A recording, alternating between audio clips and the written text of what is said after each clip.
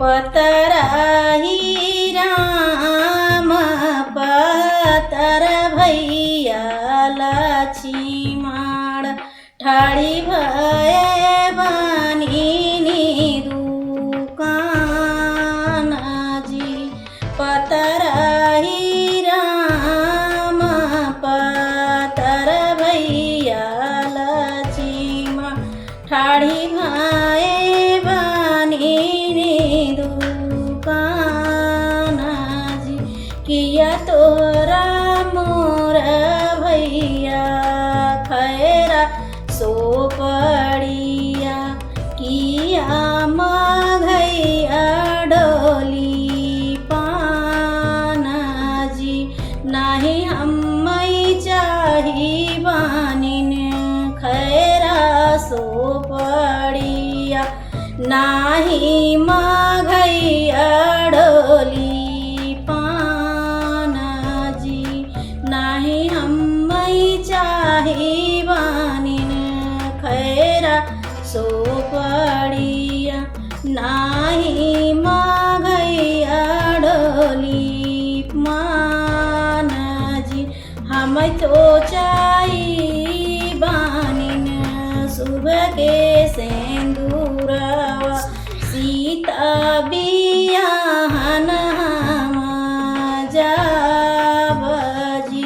सुबह के सेंदूरवा माले बहू ना पावै। सुबह के सेंदूरवा माले बहू ना पावै।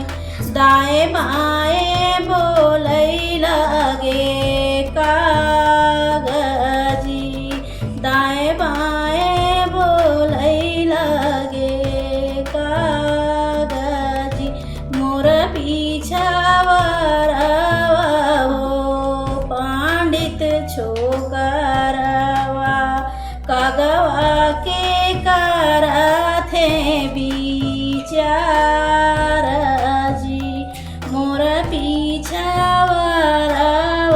हो पंडित के छोकरवा। कागवा के कराथे विचार जी। दाना भला पाऊ बदा हेजा भला पाऊबा। और सीता सुंदर नारी जी। दाना भला पाऊ बदा हेजा भला पाऊबा।